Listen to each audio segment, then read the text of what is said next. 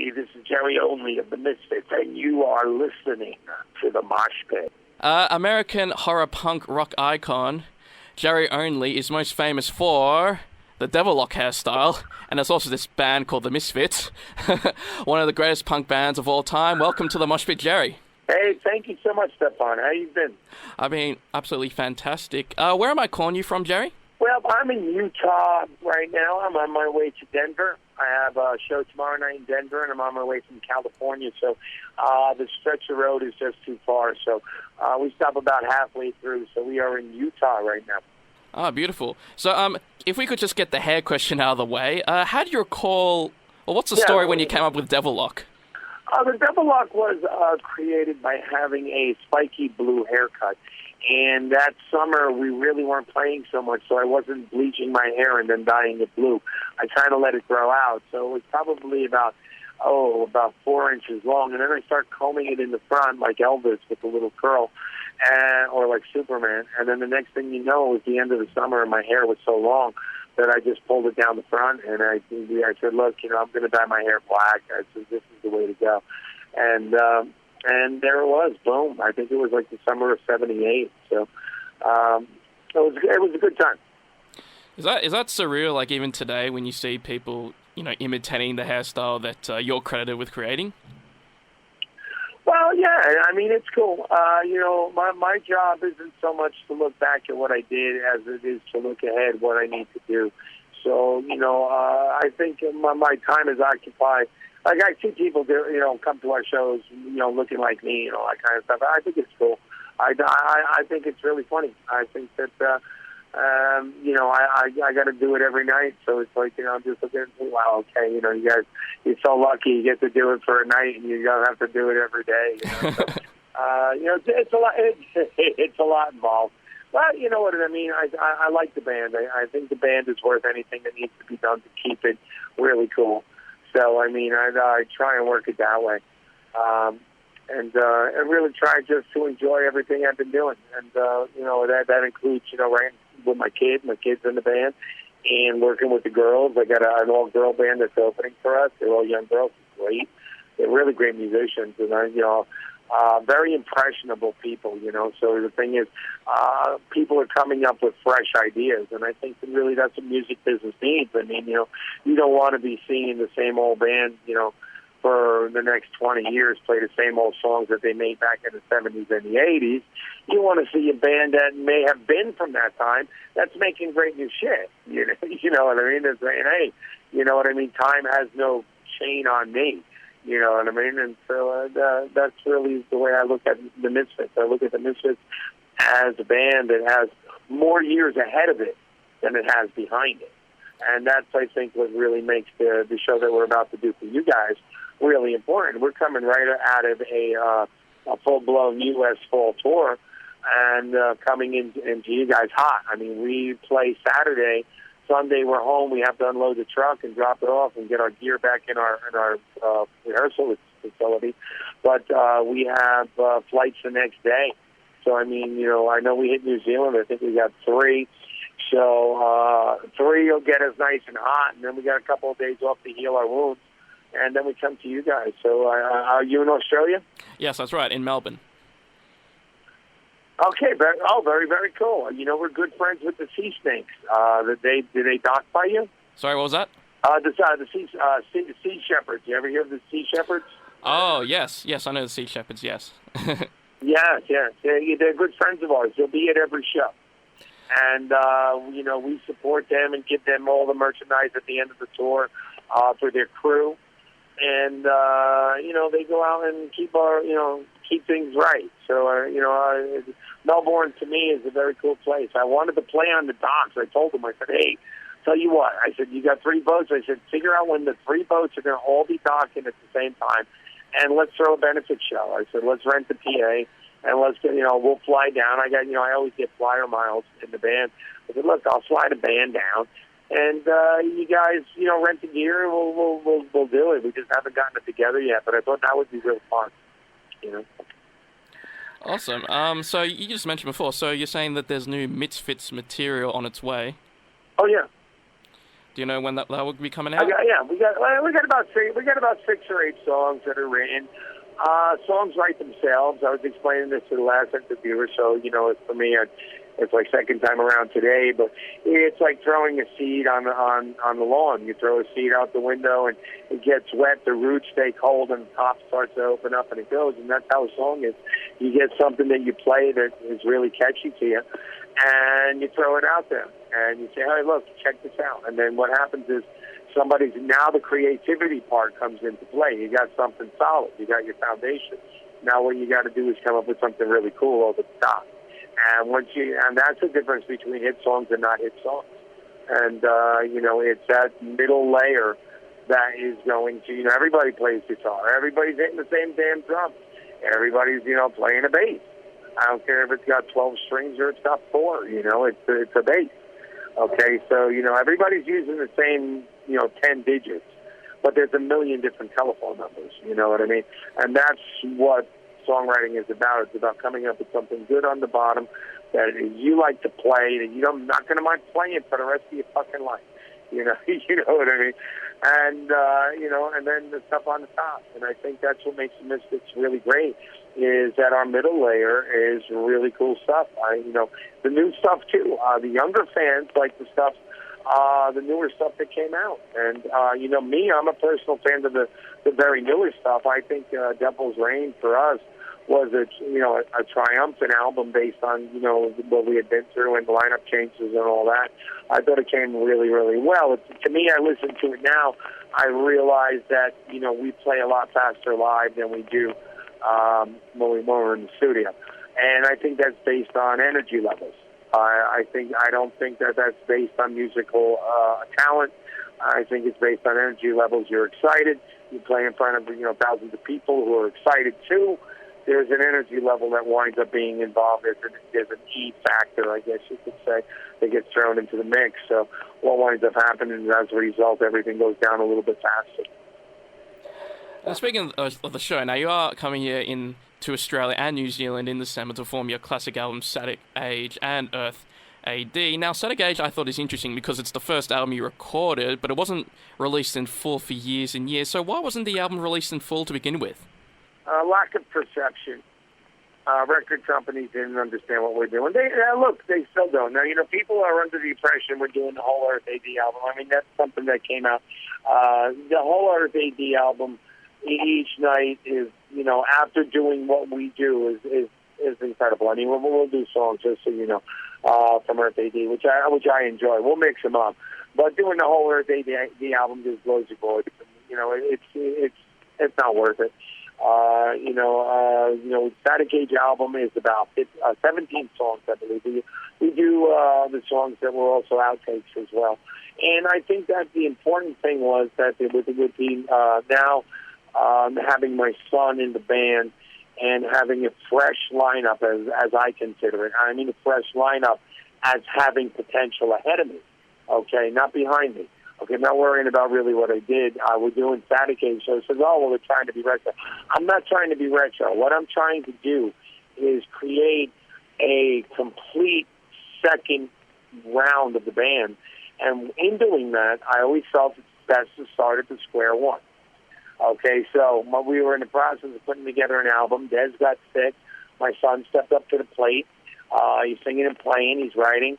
We're working on new songs, and I said to myself, let's do the best show we can. We put together an old girl band. We got She Demons that we put together, because as you write songs, for me, there's a progression. In the beginning, a lot of the songs are a little bit poppier and a little bit more melodic, and then as you start writing, they get a little bit darker and they get a little bit faster. So what winds up happening is that I don't want to really take the first couple of songs. I mean, if you look at the Misfits, we do songs like Saturday Night, or we do songs like Comeback. They're kind of mid-tempo songs, but they're good. Do you know what I'm saying? They're great songs. So the thing is that, I write a lot of them in the beginning. And the girls are a perfect outlet for that, for me, because they're very melodic and they're very well talented. And they were all picked based on actual performance as opposed to looks. Youngest just turned 20 yesterday, and the oldest is 30 years old in April. So, I mean, I got a band of all girls, and let me tell you, they rock. And so the thing is that, we were trying to build one of these ultimate bands, and it's based on songs. So, I mean, that's really goal one for me. Get my ass down to you guys, get the shit out of the way, and start writing some songs. You know what I mean? That's really where it's at. I got two machines that are ready to go global.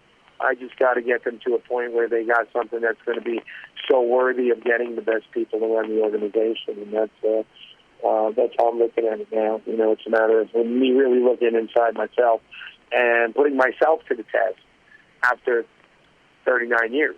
You know what I mean? Just say, hey, look, you got to write 8 hit songs. You know what I mean? Right now, not a month from now, not a year from now. Right now, just boom.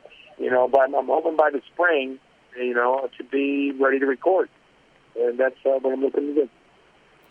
Now, the band hasn't been to Australia too often. In fact, the old lineup, I don't think ever came to Australia. I was looking online, and I believe that your first show was in Australia was 1997. Do you know why that is? But you must have great memories of performing in Australia because you are coming back. Yeah. As a matter of fact, I do. I remember the trip. You see, Australia is a triangle between Hawaii, Japan, and Australia. Now, there's also, I forgot where we played. I'm going to say Nicaragua, but I'm wrong. There's Indonesia. Indonesia is between Japan and Australia. The ride from, the airplane ride from Japan or from Korea, depending on where they make you land, is so long, and it is like driving through the jungle. I actually got thrown at, when a plane is empty, I'll lay down 3 seats across a row, buckle myself in with the first buckle and the last buckle, like on an angle. So, I didn't do that this time. I just laid down. The ride was not starting nice and smooth. I literally got thrown out of my seat into the ceiling, and my glasses broke in half. And I was just like, after the plane settled down, I went to the studio to get any crazy glue because, my glasses got snapped in half. So, it's, I have a lot of recollections of coming to Australia, but based on the journey, I mean, you guys are far away. So, the other thing is bringing equipment is an issue. I have a good friend of mine who works for Green Day. He works for Foo Fighters, and he's in charge of the whole setup and all that kind of stuff. He did Taylor Swift, he did Lady Gaga, he did Madonna. He does everybody. He ran the Warped Tour for all the years I've known him, so we used to live together. I would park my Winnebago under the stage. He'd get me in the back door, and we lift all day, whether we were on the bill or not. It's a good time. So anyway, he packs up gear. It's very expensive, and it's very, what do I want to say, not so much expensive for us. I mean, I could ship my show down to Australia, but we need to fly every day. If we don't fly every day, we got to get a truck and we got to drive. Okay, so that creates a whole new episode of how you're going to make this happen. You know what I mean? Yeah. So the thing, Australia's a hard nut to crack because although the shows are great and the weather's good and the people are cool, the distance between point A and point B, it's like Canada. They're so far and few between. Either you fly or you drive. Now, if you fly light, and if you drive heavy. And so we haven't actually driven Australia yet. We driven Brazil. That was pretty crazy too. Let me tell you what. We were going through the jungle literally on dirt roads. Potholes full of, brown mud. It's crazy stuff. But Misfits have been around the world a lot of times, and I think we're here to stay. Yeah. Sounds like a fun ride. Now, you are writing an autobiography. What amazing stories will be featured on this book? Yeah, you want to know what? And I'll be perfectly frank with you. I wrote a couple of things down, and they seem to be more stories than perceptions. And I think I need to rethink. I think that what I write is more important than when I write it. Do you know what I'm saying? No, I'm not exactly sure. Please elaborate. Please elaborate. The product is more important than the timing of when it's done. So Oh, I wrote okay. a couple of stories, and a buddy of mine who runs the Dutch Comic Con, who's come to all our shows in the U.S. with the guys from Diamond Distribution who distribute all the comic books around the world. These are friends of mine, and we talk about it. And I wrote a children's book. The children's book will probably come out before the book that I need to write. But I need to write the right book. And I'd rather not write a book than write a book that sucks, just to write a book. You know what I mean? I don't. Why? Why would I want to do that? You know, it just, to me, I want the book to really explain things and give perceptions of, how to find, your place, how to find, what you're supposed to do, how to do it well, and how to be able to make a living at it where you can do and be what you want to be, but at the same time, based on all the bumps in the road that I had, you got an idea what you're up against. Like with the girls, we just put the She Demon Road, and Alicia was 19. Okay, now she looks like the vampire girl. They actually market it that way. So what happens is that she, hasn't been on the road before, and she's starting to understand how hard it is to keep things moving. Hey, yeah, I got to be back at the bus at this time. I got to be up at this time. I got to do this. I got a photo shoot. I got to get ready early. I got to do this. I got to do that. Like, well, me today, it's my tour manager's birthday, and I got 2 days off. And they had me do interviews for 2 hours from 4 o'clock to 6 o'clock. I wanted to lift. I wanted to take a shower. I wanted to spend some time with my boy, Will, that's been, taking care of me for the last 5 weeks, his birthday. But, the fans, and I hope they appreciate it, but they come first, and that's why, to me, if you're true to your fans, you're true to yourself. And to me, that makes the most sense. I think that the Misfits will never die because I probably signed more autographs in my life than anybody else has ever signed. And I've never taken a dime. You know what I mean? And to me, that's invaluable. People remember that. People remember you taking a minute to say hello. Or to ask, hey, what's your favorite song? Or, hey, what did you want to hear that you didn't hear? And people say, oh, I wanted to hear this. I say, hey, you know what? I want to hear that too. You know what? We'll put it in the set. We're doing 40 friggin' songs. Who gives a shit? You know what I mean? We do what we want. And I think that's cool. Now, you see, Static Age, like I say, because everybody's telling me, oh, you're doing Static Age and Earth AD. Nobody has any idea what Earth AD is. It's still over everybody's head.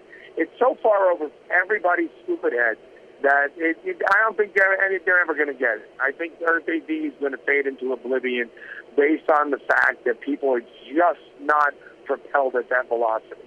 You know what I mean? And that's what it's about. It's good to do, probably like, the last night in New Zealand, give it a shot. I got 2 days or 3 days off. Maybe the first night in Sydney, give it a shot. But if I give it a shot in the first night in Sydney, wherever the hell we're playing the first night, it could be XYZ. We're playing XYZ on the first night. I'll pull it off, but, the next 3 or 4 nights are going to suffer because of it. And to me, it's not worth the payoff.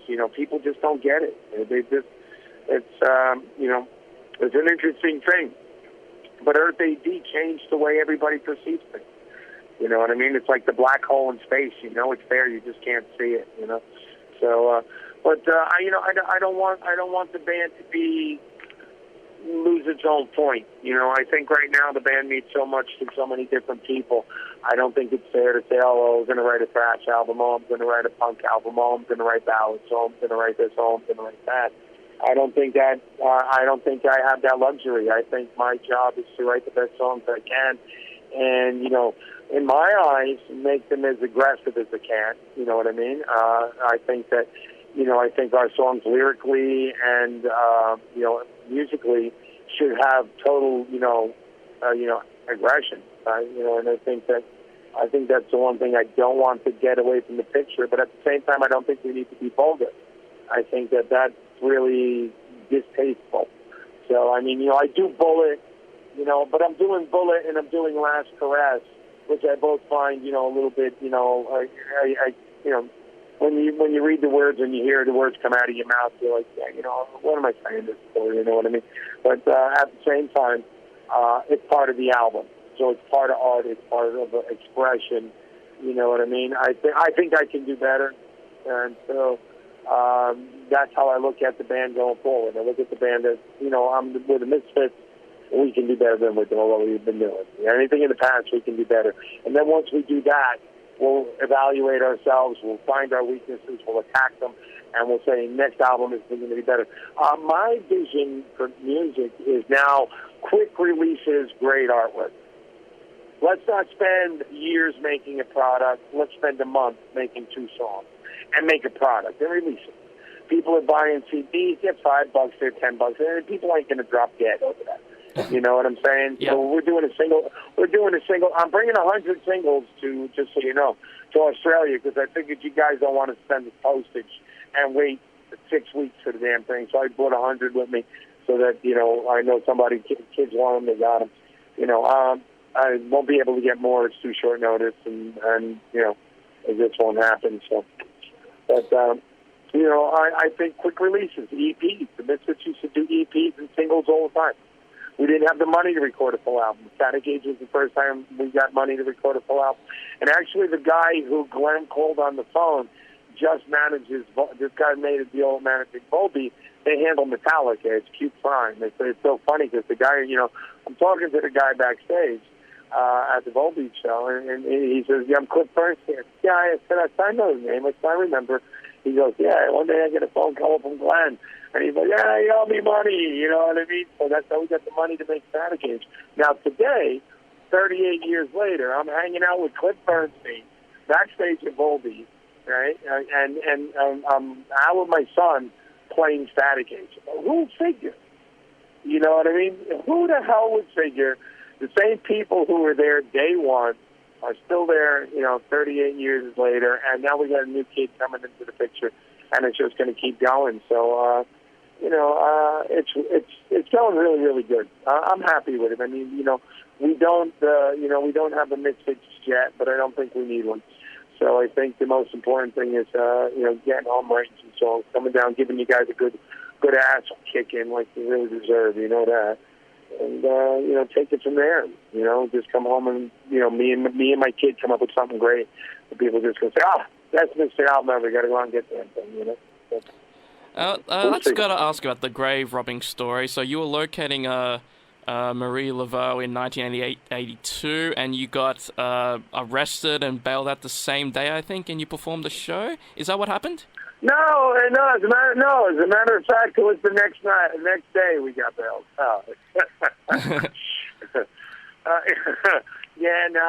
Well, what happened was that we put our ass in the wrong place at the wrong time when we should have been focusing on getting some rest and getting to the next show. So the bottom line is we go out with a bunch of guys, and the cops arrest us. I mean, there's a million details I could tell you, but you ain't got time. I ain't got time right now. So the thing is that what happens is that we wind up getting arrested. And the next day we go before the judge, and we had to post bail. And he said, well, I'm going to give you a court date, blah, blah, blah, blah, blah. And we had a show the next day in Hallandale on the beach, actually in Florida, on the sandy coast. They had a really cool place. We were like, yeah, you know what? We'll see you later. So they let us out of jail. So I didn't tell my mom. And, I call home and see how my mom's doing. I always check on my mom. I say, hey, Mom, how you doing, man? We're in Florida. She goes, hey, you were on MTV. And I go, yeah, you kidding? What? What? You got arrested for grave robbing, you son of a bitch. What the hell are you doing? Kind of shit. So, I mean, that's the deal, Look, no harm, man. I mean, we're just bunch of loud kids looking around. We're trespassing, and bottom line. I mean, but good story, though. I mean, it's an involved story. It took me a half hour to tell you the whole story, how it all went down. But, that's stuff for the book. You see what I'm saying? I mean, that's stuff for the book I got to write. But the point of the whole story that you're asking me to tell you of this legendary thing is that we should have been paying attention to the ring. You know what I mean? We should have been worrying about, we shouldn't have been out drinking with our boys in the middle of the cemetery in the middle of the night. We got a show the next day in Florida. We should be hitting the weights, and not that we should be boring, but we should be dedicated. You know what I mean? I think that's the moral that I'd like to put across. Like, these stories are great. People want to hear them. But I think they need to be put with, hey, look, we fucked up. That's why you heard about this. In the meantime, this is how you get yourself heard about doing positive shit. You know what I'm saying? So I think there's a trade-off in the book. I'm just not exactly sure where it is. I'm going to go back home, and first I'm writing music, and once I get enough songs in the hole where my head starts to spin, then I'll just start writing books. I'll start from the beginning when I was a real kid, and hanging with my uncle and family people and things. The way the world was in the early '60s. A lot of people have no idea how it was. I grew up in the '60s, so my dad's got parts on the moon. So the machine shop all came into play too. So it's all connected. I think that's the one thing that we all need to understand, is that everything we do is connected, and that everything changes everything. And that's the beauty of life, is that it's so unpredictable. It's beyond comprehension how unpredictable it really is. If people would have told me when we got the band back together that Doyle would be playing with Glenn and that I would be playing with my son, I would have laughed in their face. You know what I'm saying? I was saying, what the fuck are you talking about? That ain't going to happen. And it did. So, I think that's the beauty of life. I mean, it is what you make it, and people need to realize that. And I think, Australians have a good time with the band. We have a good time with you guys, and I think that's what it's about. I think it's about, cutting loose that night. I think it's about us getting together and saying, let's go. You know what I mean? You want the band, we want to play. Let's do this shit. And I think that's the attitude to have. I think if you have that attitude, you don't lose your edge. We're not going to lose our edge. I guarantee that. I mean, that's the one thing. If this band's here, it's going to be flat out, every day. So whatever we got, you get. And, we enjoy doing it. So last question. There's been a lot of cover versions of your songs. What would you say would be your favorite version of one of your songs? I haven't heard them. You haven't heard them? You don't listen to cover versions of your own stuff? No. You want to know what? I am not qualified to answer that question. Oh. I couldn't tell you. I've heard Metallica does a good job. Volbeat does Attitude. I know the guy's doing the job, but it's good. What's my best one? I know there's a million of them out there. I couldn't tell you. I couldn't make that call. We were just listening to Neil Diamond doing the song from that got covered for Pulp Fiction, and we were listening to the difference of that. The original versus the thing. I do have one thing for you in this category, though. When Caroline released a Misfits tribute thing, a band covered Return of the Fly and did it like it was Swing from 1930. I found that to be the most impressive thing. It was like we covered them.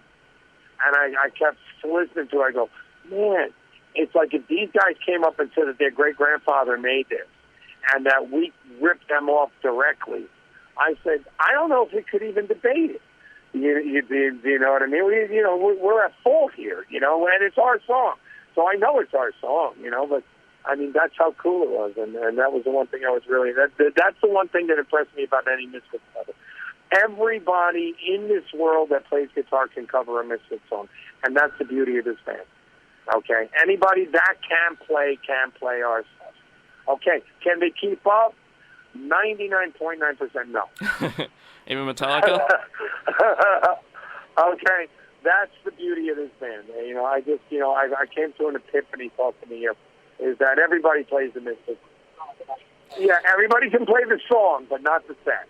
Jerry Only will be performing with Misfits on Friday the 11th of December in Melbourne at Max Watts venue. So thanks so much for joining us, Jerry. I really appreciate your time. Yeah, hey, Stefan, no problem. Hey, kids, if you don't come, you can hear about it. That's the way it works. So, Stefan seems pretty cool. And, you want to let loose, bring it down. And if not, stay the hell home. It's pretty simple. It's always. So that's it, Stefan. Great. It was really great talking to you. Great question. Thank you. I couldn't get into too much detail on some of the other stuff. But you'll read about it, and you'll remember it, and you'll laugh. Yeah. And you'll think of me, and you'll say, that son of a gun. No wonder he couldn't talk about it. It's a whole chapter long. You know what I mean? So, you'll see. All right? Awesome. Well, thanks very much, Jerry, and I hope you have a wonderful day. Bye, Stefan. Thank you. Goodbye.